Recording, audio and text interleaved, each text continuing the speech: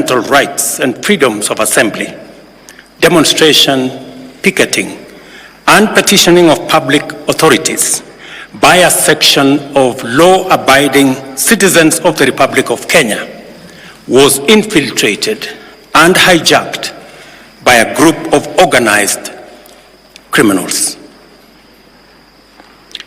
Most regrettably, today's attack on Kenya's constitutional order has resulted in the loss of lives, also destruction of property and desecration of institutions and emblems of our sovereignty.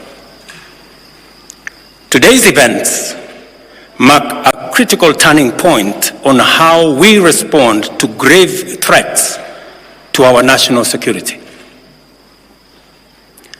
I assure the nation that the government has mobilized all resources at the nation's disposal to ensure that a situation of this nature will not recur again at whatever cost.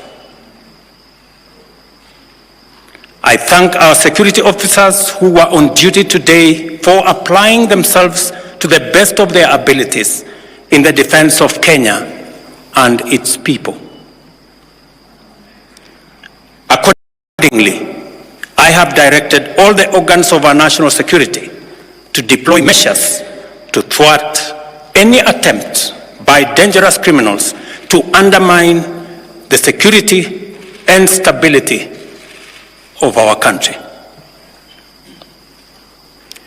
As the people of Kenya go to bed tonight, I give you my assurance that your security, that of your families and property remains my utmost priority.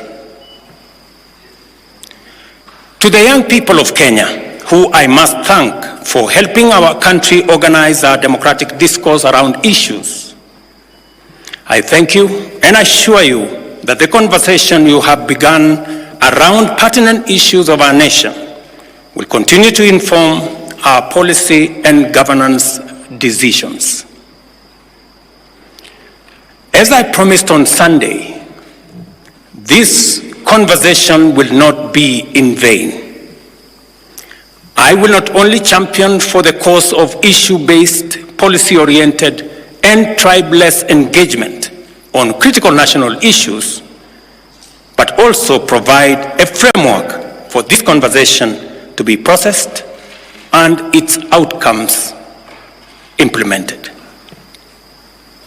However, our national conversation on any subject matter must be conducted in a manner that respects and honors the foundational values upon which our nation is established, namely constitutionalism, the rule of law, and respect for institutions.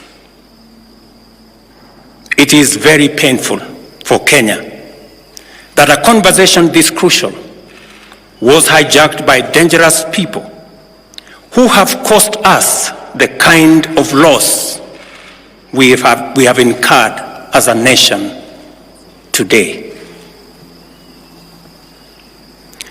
It is possible that the criminals who rained terror on innocent people and attempted to challenge our law enforcement deployments are still determined to continue with their dangerous behavior.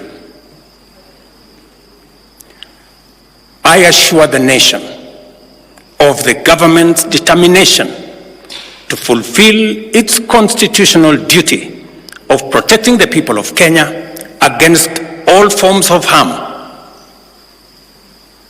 I hereby put on notice the planners, financiers, orchestrators, and abettors of violence and anarchy that the security infrastructure established to protect our republic and its sovereignty will be deployed to secure the country and restore normalcy.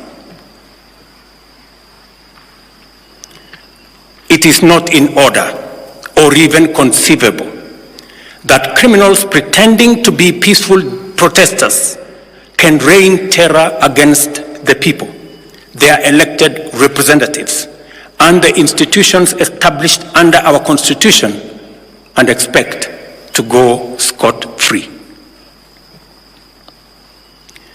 We must isolate crime from democratic expression and separate criminals from people exercising the freedom of expression and divergent opinion.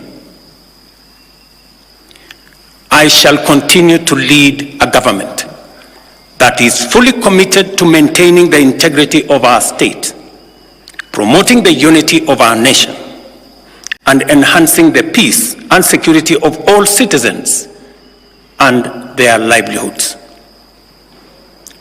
I am bound under sacred constitutional mandate to respect, uphold, and defend the Constitution of Kenya, which declares that all sovereign power belongs to the people, and that this power shall be exercised only in accordance with the Constitution. The government will therefore uphold its constitutional mandate to secure our nation and its development, and shall treat every threat to national security and the integrity of our state as an existential danger to our republic. Accordingly, I assure Kenyans that we shall provide a full, effective, and expeditious response to today's treasonous events. Thank you.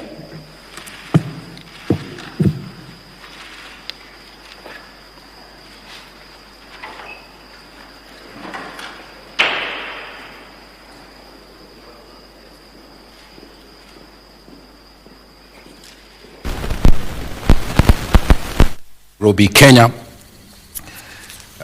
saying that today's events marking a significant turning point going forward on how security issues will be handled by his government.